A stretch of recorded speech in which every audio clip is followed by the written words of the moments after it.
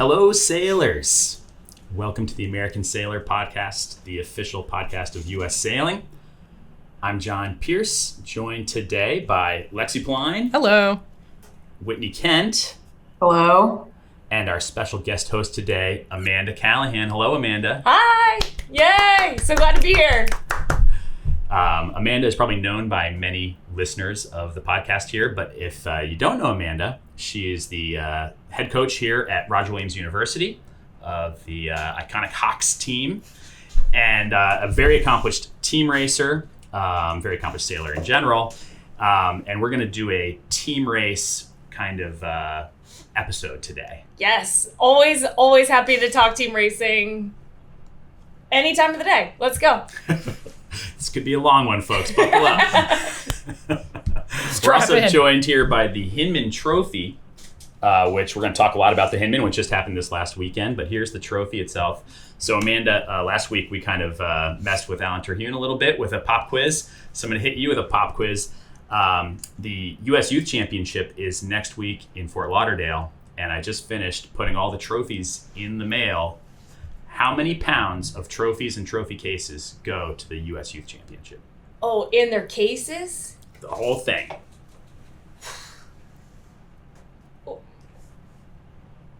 Over 100 pounds. Over 100 pounds. Be more specific. Give me 103.5 pounds. Okay. Whitney, you have a guess? I was going to guess 98, so I'm taking the low end. I'm going to say 120. Wow. You guys clearly need to get in the back room with me and help me out a little bit, because it's like 326 pounds. Oh my God. Yeah. There are 9 trophy And cases. UPS said why? Yeah. What? No, they got it. No problem. Yeah. They'll be here Is too. that the guy with the back That's face? outrageous. That is ridiculous. Wow. Yep. A lot of hardware on the line at the Youth Champs. So, Those kids, they've got a lot to They're hoisting them. Yeah, now that when I see photos of people hoisting trophies, I'm going to be like, they must be working out Yeah. to get those things up there. awesome. So, well, thanks for being here, Amanda. It's going to be a lot of fun. First, before we get into the team racing, a couple of quick topics here to warm us up. Whitney, did you check out the Sail GP by chance? I did check it out. It was a little bit lighter. We had another Sail GP that was not as crash worthy and exciting as the ones we've so passionately discussed in the past. But the Germans won their first event, so that was exciting. And the U.S. team must have tuned in to our podcast because you did request a top third finish, and they did provide one. I think they had a few. Unfortunately, not enough to move them out of the negative points for the season. But, I think they did still gain a couple points, though. I think they maybe got 1 point from the event. So They're less in the negative progress. than they were before, which That's is a positive. Yeah, I think there were 5 races in the event, and they got 3 fourth places. So really solid, but then 2 last places. One of them, I think, was due to a breakdown. So on the net, I think they were 10th overall. They tend to do better in these lighter air, less foiling conditions so far, which is what this was. But I think it's cool to see new teams on top of the leaderboard. So we like that. We like to see the U.S. team up in the top. And there's only 2 events left, so we'll see how things end up. I'm going to be pulling for the Americans to leave the negative. Yeah, or finish on a high note. I mean, I think I'm just going to go with the same goal, like 8th place or above in the next 2 events is like a nice, like just get to that mid-fleet. I think the points, I don't think it's possible, or it'd be pretty hard to get fully out of the negatives at this point. But I could be wrong, so correct us if we're incorrect. But yeah, I think they're racing this weekend in Spain. So looking forward to that. Good luck, everybody. Yeah. And then Lexi, we just had a triple header weekend of U.S. Sailing Championships. You've been busy. Your fingers are probably bleeding from all the nails completely falling off. Tweeting and Instagramming. And so what's been going on in the U.S. Sailing Championship arena? Yeah, so this past weekend we had 3 championships. We had the Hinman Team Racing Championship, the U.S. Adult Championship, and the U.S. Parasailing Championship. So we're going to talk about the Hinman with Amanda later, but I'll go over the other 2. We had the U.S. Adult Sailing Championship was held at Park City Sailing Association in Utah. First time it's been held in the Mountain State. It was really cool. It I wish we didn't have a triple header weekend because I wanted to go to that. It looked incredible. Lots of racing with 10 teams from across the country. They had day 2 looked pretty crazy, like mountain storms, localized. Deanna told me they had like 30 knots at one point, went from glass to, squall. So the Twin Cities Sailing Association group, Kurt Taken Holtz, Jeff Hames, and John Lee won the event. In a tight contest, Patrick Ryan from the Gulf Coast Gulf Yachting Association with crew Norman Villette and Mason Ryan finished second. And the CBYRA Chesapeake Bay Yacht Racing Association team of Brad Julian with crew Matt Schubert and Todd Hillier rounded out the podium in third. So thank you guys for coming out to that. There was a really great showing, and Park City put on a great event. So that was awesome. Like 6,000 feet of elevation. Is that the highest event we've ever hosted? I think so. And that was one of the things that was different from like competitors were like, this is the first time we've ever sailed at altitude. Like, it's a different game. I'd be curious to know if it changes your sailing at all. The air is actually thinner. Yeah. Right? I don't know. Yeah. Is it harder to like hoist? Or maybe easier. Or easier. Well, maybe you're out of breath. Yeah. Yeah. Someone who sailed, write in because I'm actually very curious. Physics people. Yeah. Tell us how this works. Who knows anything about altitude? I don't.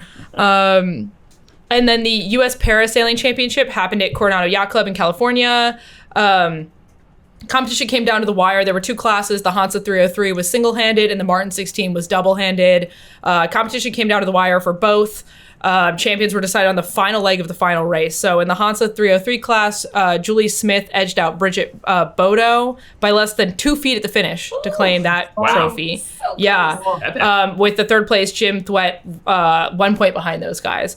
And in the Martin 16, Michael Lung and Scott Kolb from Hawaii overtook Jane Pimentel and Jessica Koenig, who had been in the lead for most of the event, in the closing race to capture the Chandler Hovey Trophy. So super, super tight racing at Para Champs. It looked beautiful. Another great San Diego weekend. Very cool. Crisscrossing the country here in the Rocky Mountains and SoCal. We got some everywhere. We got different disciplines. We got different states, different parts of the country. So there's something for everyone. Yeah, big weekend. Definitely a full court press to get all that done. Ship all those trophies, I tell you. Lots of pounds of trophies. JP's workout for the week is shipping U.S. sailing trophies across the country. The shipping people are begging us to stop. Yeah. And then, of course, we had the Hinman Trophy, which we're going to talk about in just a minute here. So the main event here on the podcast today is this Team Racing Corner with Amanda Callahan. So Amanda, for those that don't know, your background in team racing is quite extensive.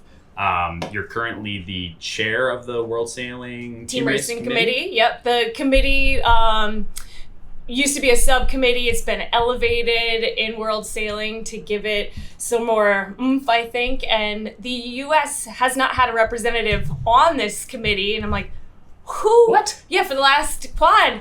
No U.S. representatives. I'm like, nobody's doing more team racing than the U.S. Us, yeah. We need people representing on there. Good for you. And so here we are. You're the boss. But some really great things happening on the global level with team racing. This year, World Sailing brought back a team racing world championship, which was beautifully hosted down in Newport by the New York Yacht Club. We had a bunch of teams down there, 2-on-2 racing in sonars, no kites, no Rule 17 for those who are really in the weeds with team racing. For those rule heads out there. Some interesting choices for a world championship. I think they're the real diehard team racers. They're like, why is it in keelboats? Why are we not sailing with kites if we're going to be in keelboats? But this is the direction that the committee took. We got great feedback from the event, and a lot of the participants said they would like to continue with the 2-on-2 format, no kites. So we'll see what happens. We're currently accepting bids for 27 and 28 for the World Championships. The 2026 Worlds are set to be held in Sweden next August. That Awesome. is ready to go. J80s for that event. So that's going to be 2-on-2 J80s. Oh my God. No kites or kites? Tangentially, the dinner for that event will be in the same place that they give out the Nobel Peace Prize. That's the one. Yes, yes. I'm not kidding. So you're gonna be in the same space that has been occupied by some of the most amazing people in the world, and the best team racers as well. So that's exciting stuff. Other things coming up in the team racing world. Ahead of the Youth Championship in December, we are doing a team racing exhibition. It's going to be in ILCA 6s, 2-on-2, one guy, one girl per country. And the umpires are ready. At least 10 countries have signed up with a max of 16. And it's the literal day before Youth Worlds is set to start. So the only way you're getting on the water is if you're going team racing that day. Let's go. Cool. So that's super fun. Can't wait to see how that goes. I actually had our laser guys out last Tuesday with some colored sails, checking out some 2-on-2 laser team racing, see how it would go.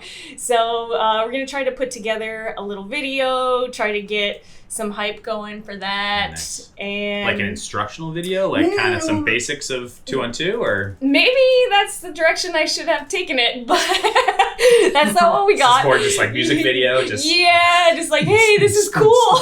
Just track to EDM, the whole thing. Yeah, it would be great.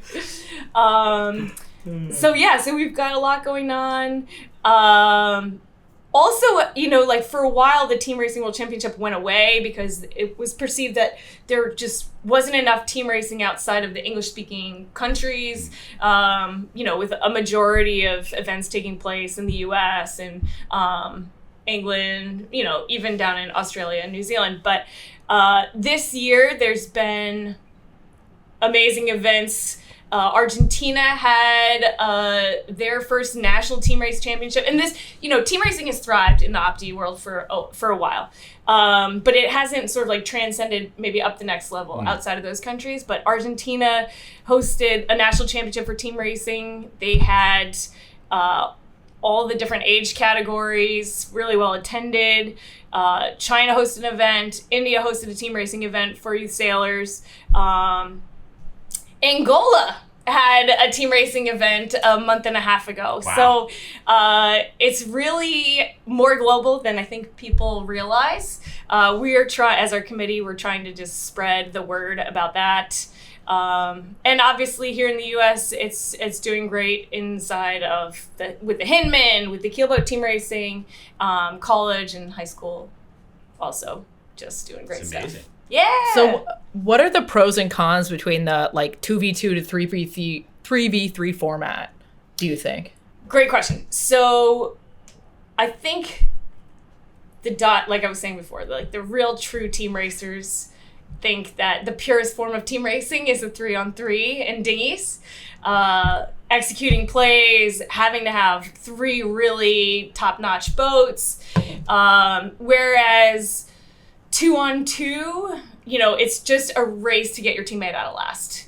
And, you still have to have all the fundamentals. You still have to have good boat handling and stuff like that, but it's not quite as complex.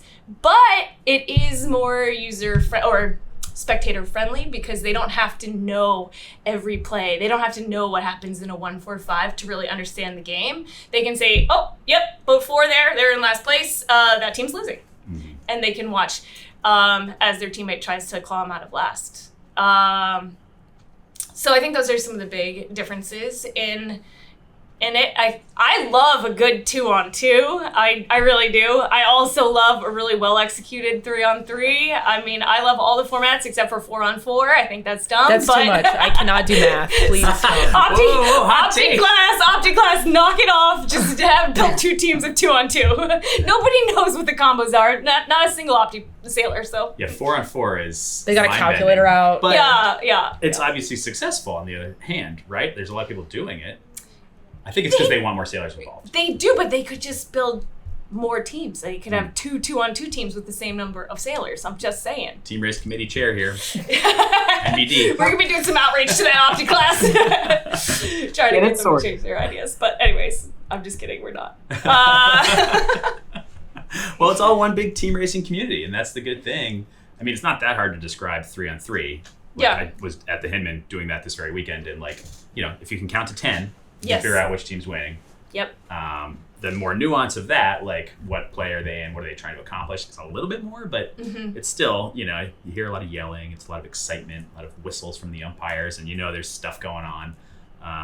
So yeah, it's a very spectator-friendly type of sailing. I don't know if this is the opportunity now to talk about this, but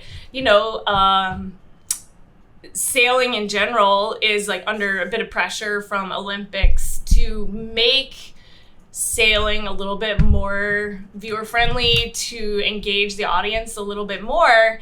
And the current formats, as you guys know, don't fit really well in the 26 minute window, but team racing does. And, with the right commentator, it can be super fun to watch. We were talking about that over the weekend. Is that Put us in, coach. Yeah, exactly. We've solved it. Although my solution was either team racing or match racing, and it has to be something where you understand that the person who crosses the line first wins. Because if we're going for TV watchability, you want to get more people in on it. I mean, I voted for match racing because one I'm just kidding. win, I love one match lose. racing. It's very simple. But 2v2 would be the same way. You win last, you lose. It's like Right. done. You can't complain that it's too esoteric for people on TV to watch. And I do think some of these new formats are coming up with, while shorter, are actually more complicated, and they lose both sides because a person who doesn't understand sailing still doesn't understand this new format, and the people who do like sailing are like, what is this new format? We hate it.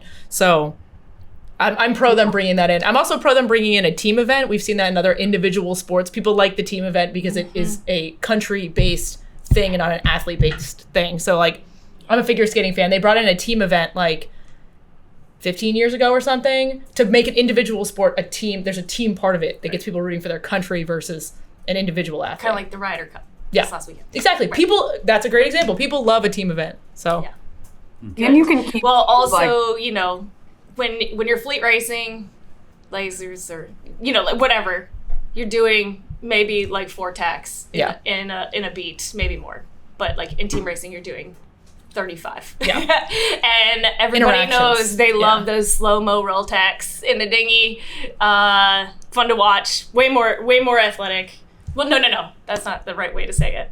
Not more Cancel. athletic. Can't strike that from the record. The Olympic athletes are phenomenal, but it's showing just a bigger range, I guess. Static hiking isn't as compelling an image, but people tacking on each other and trying to just take away their will to live, that is exciting. putting someone in the six so hard they cry. Yes, that's what we're talking about. Yeah. There's not a lot of sports where you get to be vindictive. Oh, sorry, I took my earpods out. I can't hear Whitney. Sorry, go ahead, Whitney. Oh, I was going to say there's not a lot of sports in the Olympic Games where you're actively trying to push someone back in order to win, which I think is also a fun thing about team racing, right? So, it is instead active of just running as fast as you can, you're trying to slow down the person next to you too. Imagine if Olympic running, you could just trip everybody. Yeah, that you were it's running person-on-person there. violence. Just a little bit more. Yeah. Heard it here first. Yeah. Bring violence into Olympic sailing. No. Contact sports. We're talking all these different variations of team racing, and one of the things we want to talk about was this Annapolis 3-2-1 regatta, where they actually kind of do those different disciplines within the same regatta. And Whitney, were you at the 3-2-1? I was not there, but I know Lexi was, so she can fill us in. But I will say one thing that's really cool. I watched them kind of get ready for it over the course of the year, and it is amazing how many resources go into these team races, match races, and all of this stuff. And we've talked a lot about club-owned boats, and Amanda talked about using keel boats. And I think the cool part about this event is the variety of boats they use. But Lexi was there. I'll let her talk about it. But. Yeah, I mean, I knew the 3-2-1 was an interesting format, but I personally thought it was 2v2 one day, 3v3 one day, and match racing on the third day. It is not. It is all those things in the same round robin. You rotate through, and you're on a J105 for a match race, and then you're in sonars without kites for a 3v3, and then you got to do kites for a 2v2, and that's all happening in the same rotation.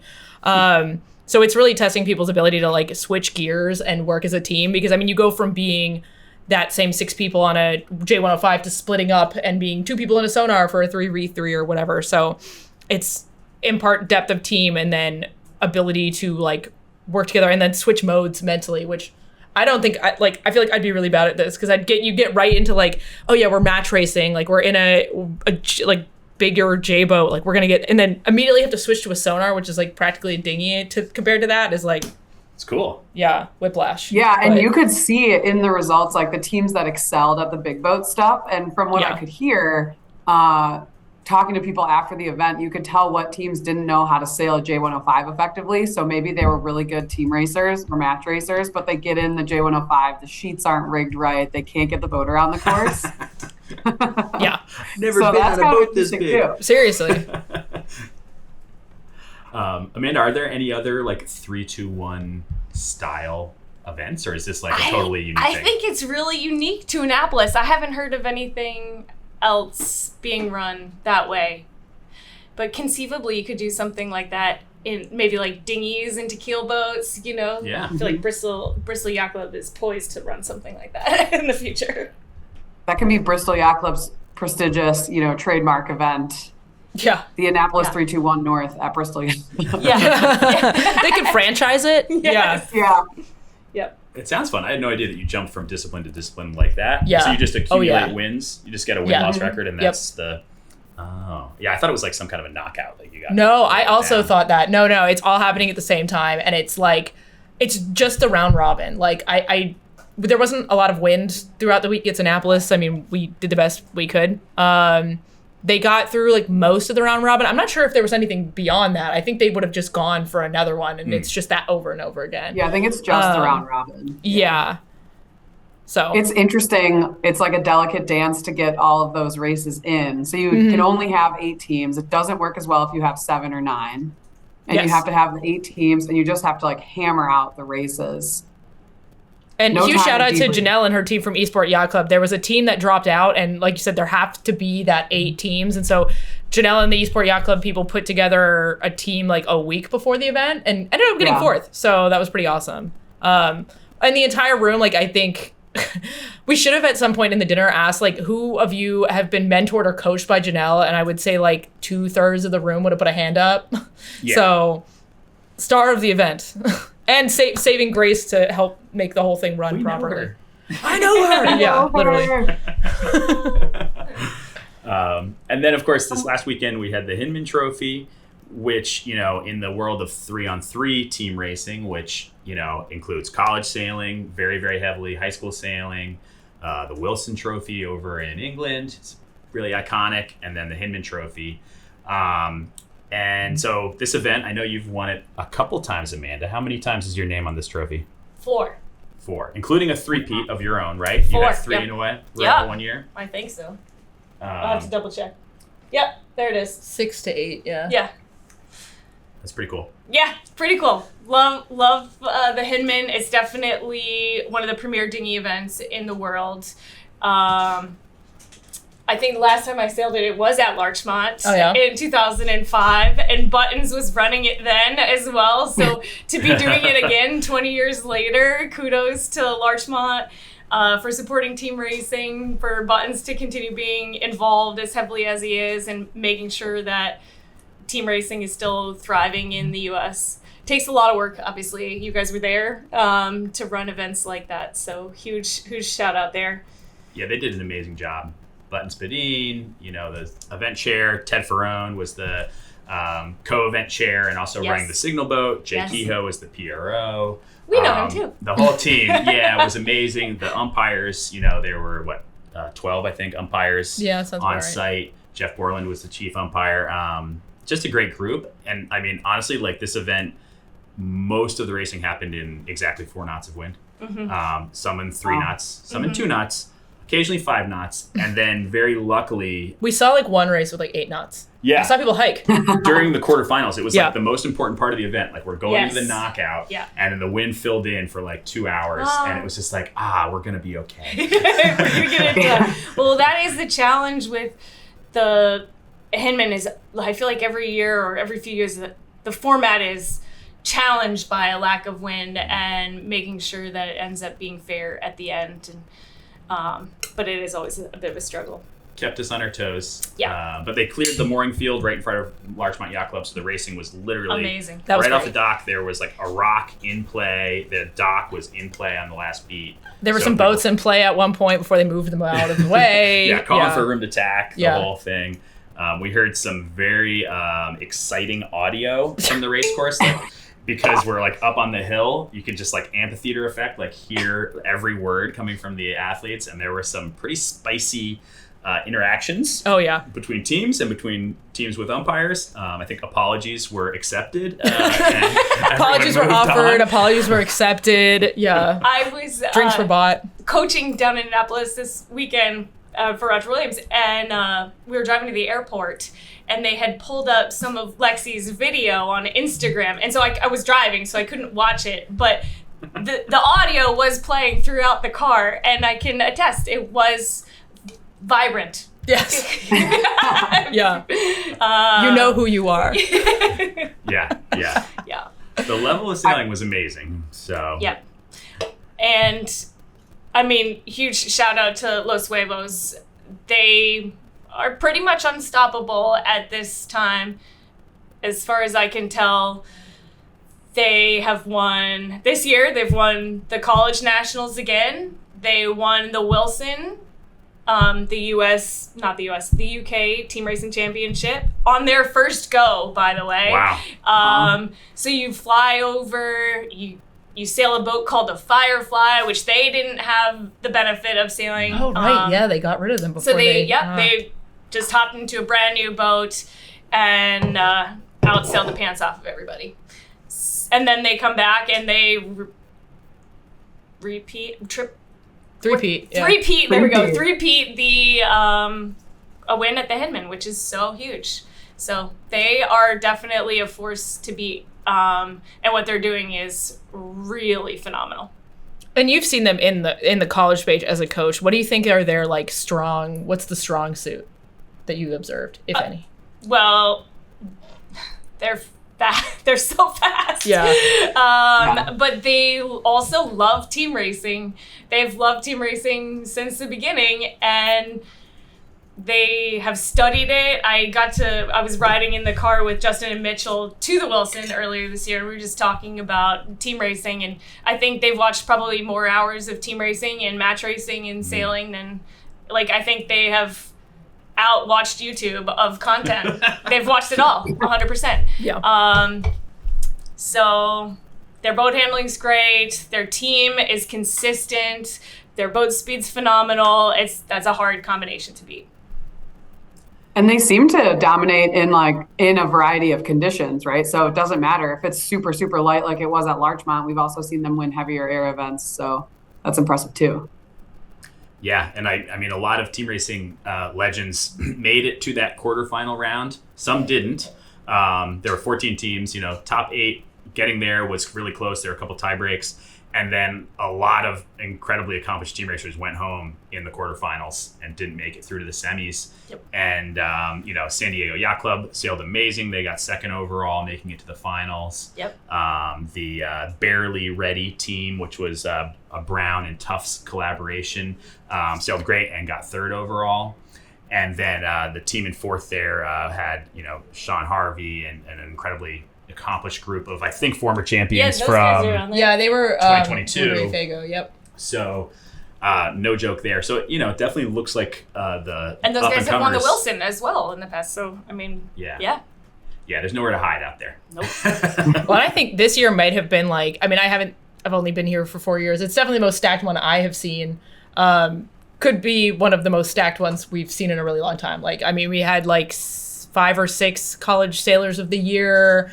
I think more than a third of the fleet were all Americans, if my research panned out right. We had 2 women sailors of the year, one who was in it twice. Just Olympic incredibly. bronze medalist. Oh right, yeah, And Yeah. super casual side mention. Yeah. So incredible sailors. Yeah. So I think next year's Hinman is going to be at Norfolk Yacht and Country Club in Virginia. Going back there, it was there 4 years ago. Yeah. They ran a fabulous event. It's a great venue for team racing. And I think they're willing to take on even more teams again. It'll probably be Swiss League again Yes. with twice as many teams. Yes, yes. Wow. So get your that's applications in. Exactly. I mean, there were teams that applied this year who are great team racers who didn't make it in. Yeah. That's the level that you're talking about. Mm-hmm. So. And then Los Huevos, I would certainly expect they'll show up and go for the 4-peat. Which has never been done. That would be a first. I was going to ask, has that been done? No? No. Amanda has a 3-peat with Silver Panda. Let's see, when is that? 06 to 08. I think there may be some other records are made to be broken, folks. Records are made to be broken. There might be some other sailors who have won it 3 in a row as an individual, but with different teams. Yeah. I haven't gone down that granular. There's one person. Listen, all you legends out there, if you are a little jealous of all the attention for Los Huevos, we see you. You're still on the trophy. Everyone's talking about you and telling stories. Send us your stories. We'd love to, get some team race lore going on the podcast here. Mm-hmm. There's a lot to talk about. Literally, kids were huddled around this trophy on Sunday talking about, who's that guy? Who's that? Also funny because it's a lot of their parents or friends. Yeah, absolutely. What else in the world of team racing, Amanda? What are we missing? This coming weekend. Yep, this week is the global team race hosted by Newport Harbor. The global team race, I think, was started at New York Yacht Club and was came into existence after World Sailing stopped supporting a team racing world championship. And so it kind of moves around mostly at New York Yacht Club. But there's a ton of teams. By ton, I mean 12. We've got folks from Bermuda, Australia, England, Italy, Japan, the Netherlands, Scotland, Sweden, and 4 U.S. teams, including the current Team Racing World Championships from Corinthian Yacht Club will be there. Oh, wow. So maybe they will have the opportunity to kind of go back-to-back on the major keelboat team races, international team races. I don't know, no shade to the Morgan, which is, kind of acknowledged as the U.S. keelboat team racing championship. Yeah. So lots of exciting coming out of Newport Harbor this weekend. Cool. Is that one a 2v2 also? Yeah. Yep. Yeah. Okay. Very much like the Baldwin that they host out there. They, they do similarly like to what you talked about Larchmont doing. They clear their mooring field in front, make it spectator friendly. I know their snack and drink program is top notch. Very important. So that's a big part of these. They've got those bases covered. All right, so I want to throw out a take then. Here's what if the future of sailing looked like this? What if there was the Olympic program with, the dinghies and the boards and the foiling and kind of like the Olympic sailing as we sort of see it now. And that had, 15, 16 athletes per country. And then out of that same group of athletes, there was a 3-on-3, a 2-on-2, and a match race championship in provided boats. So then the star athletes could potentially win 2 or 3 or even 4. Like Ben Ainsley back in the day probably would have gone for a 4 gold medal. Yes. And then you got the Phillips effect stacking up. Yes, exactly. Right? I think that is on the table. Let's do it. I think there's the opportunity for invited events and using the existing, using the athletes. So the athlete quota doesn't have to change because that's a big additional athletes, just the ones in their respective, and then they also have to be excellent team racers. I like that. I think that would be super exciting. Obviously, I'm a little biased. I would actually watch that though. Yeah, I'd watch that on TV. Heck yeah. Super, super fun. All right. Let's do it. Yeah. I mean, that's honestly my job. That's what I'm trying. Someone call the IOC right now. We're trying to get there with World Sailing. That's a big goal of ours. 2028 is probably a little unrealistic, but 2032, let's go. All right. Yeah? Yeah. Wow. Okay, well, amazing stuff. Team racing is great. So good. Thanks for having me and let me chat you're about not all going the... anywhere Oh, yet. we're not done. Okay. No, we're not done. We're going to talk about other stuff now for a while. Okay, let's talk it up. Well, we talked about San Diego getting second at the Hinman, but I wanted to note, is San Diego the winningest yacht club in the game right now? They have been on fire this summer, and they won the New York Yacht Club Invitational. They won the 3-2-1 and got second at the Hinman. There's something about that team. They got some synergy going on. So. Yeah, and they don't even necessarily have they don't have the same people sailing all these events. So they have a I mean, some of them overlap, Yeah. of course, but they have a deep, deep roster of talented sailors over there right now. What's in the water at San I Diego? think it could be the Sabbath. That's a hot Hot take from JP. I don't know. That's a topic for another time, but there's some very fertile waters out there. Yep. And the Sabbath scene is just pretty cool. boils down to the Dutch shoe. I'm pretty sure. Yeah. They all got clogs that's on. They're going. I didn't wear my Well, Sabbath. I don't know. I mean, I think San Diego's, clearly you just listed off a bunch of events they're doing really great at, but Corinthian has, I think, maybe the same bench, but they're doing a ton of racing and they've got a lot of commitment to, team racing mostly, but they were also at the Invitational Cup. Yeah. They've been really thriving as well. So that's Corinthian in Marblehead. Oh, in right? Marblehead, yep. Yeah. Yep. Nice. So All right. And if your yacht club was overlooked to your town, again, send us your takes. Yeah, you never the know. best? Like Eastport did such a good job at the 3-2-1, and like Lexi said, they weren't even originally invited. So just because you're not racing these events doesn't mean you couldn't get in there and mix it up a Yeah. little. So Whitney, we have a lot of other news always in sailing. We never run out of stuff to talk about around here. So you want to take us through some of the other championship level events that have been going on the last couple weeks? Yes, I can do that. We can rattle through a bunch of these here. There's been a lot going on. We talked to Alan a couple weeks ago about how this is kind of championship season. So we'll highlight some of the big ones here. We had the TB52 Super Series ended. So American Magic Quantum Racing won their third championship in 4 years. And this is their last season with the program. So kind of a cool way to go out.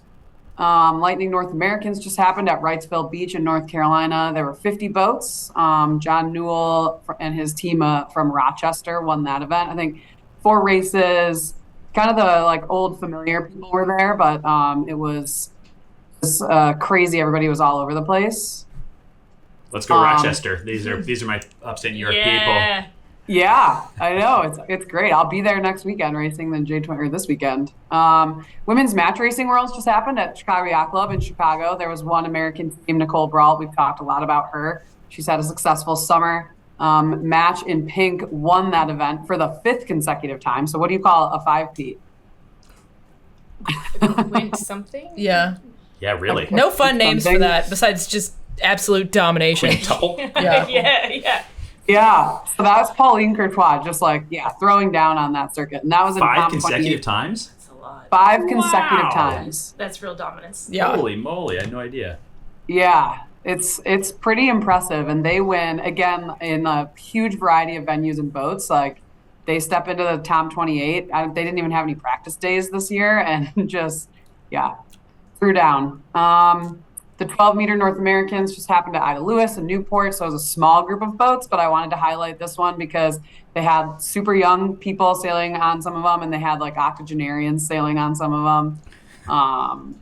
So just kind of a cool thing because those boats are amazing. Cool to see them out. The J88 North Americans just wrapped up at Annapolis Yacht Club. They've been busy this fall.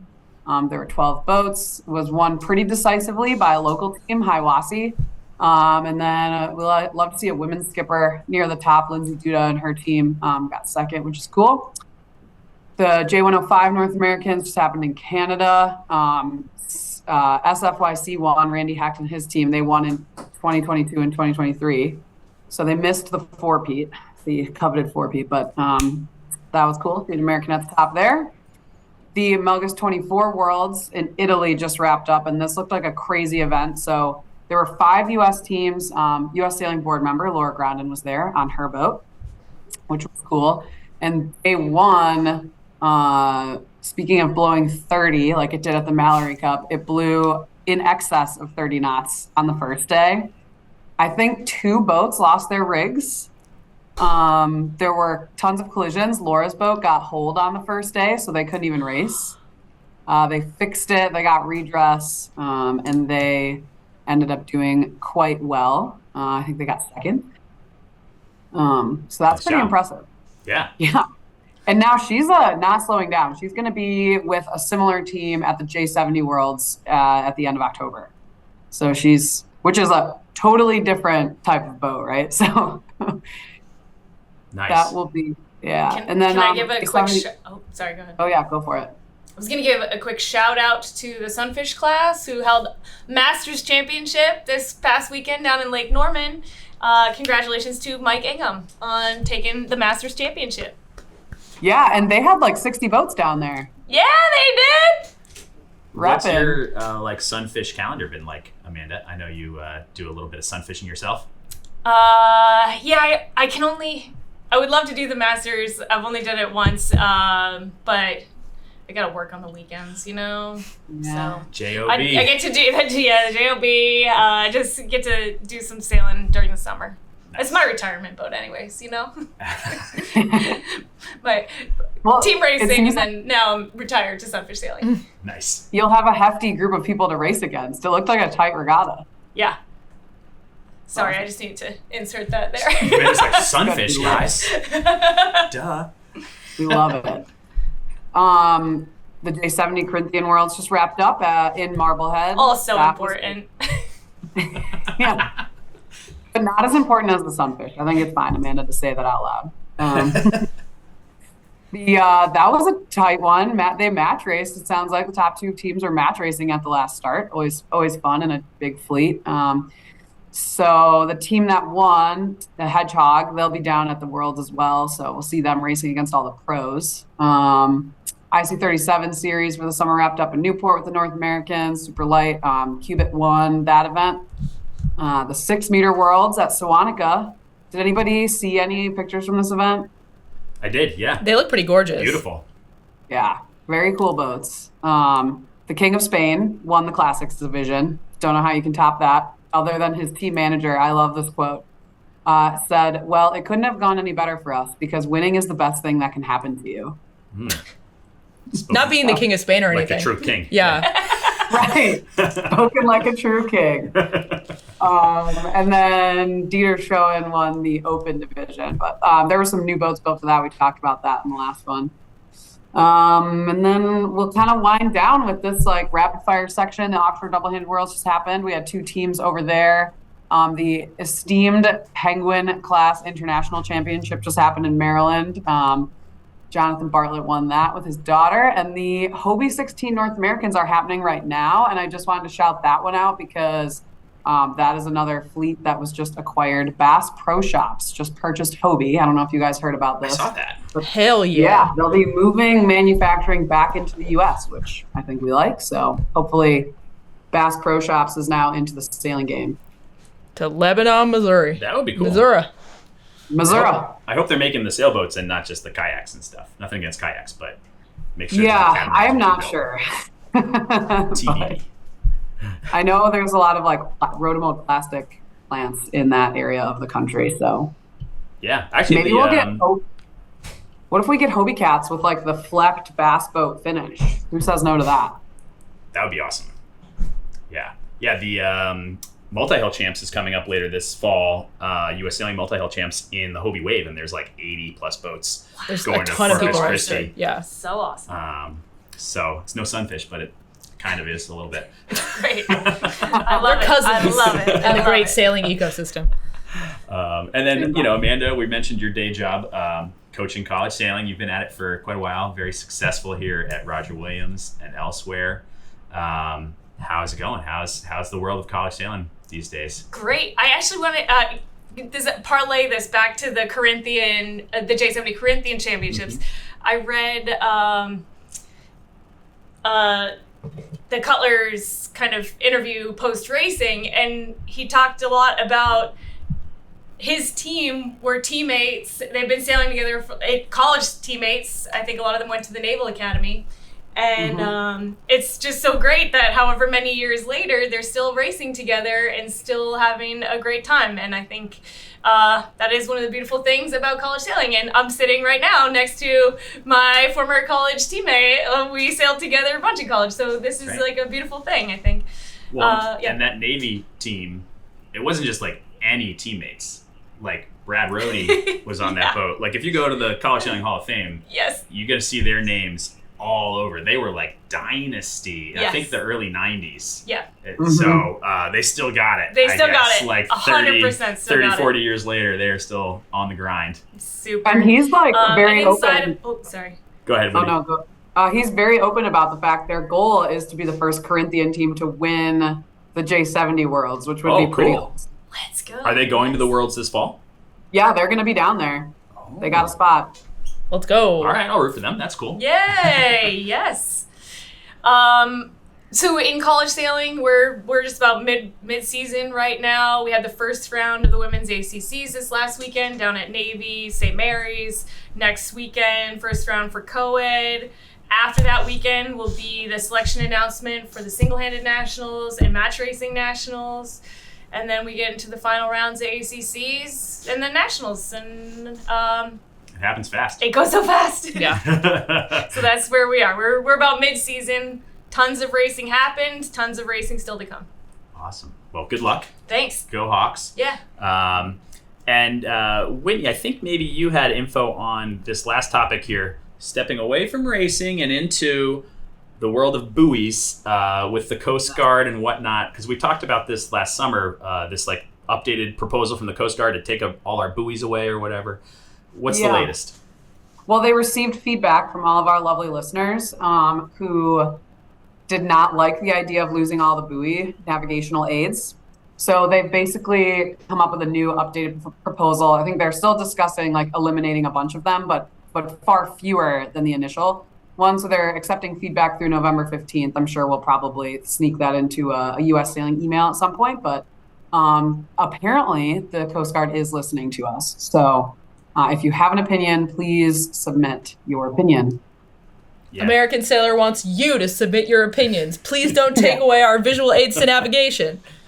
People are dumb. They can't work an iPad. I can't work an iPad. What's technology?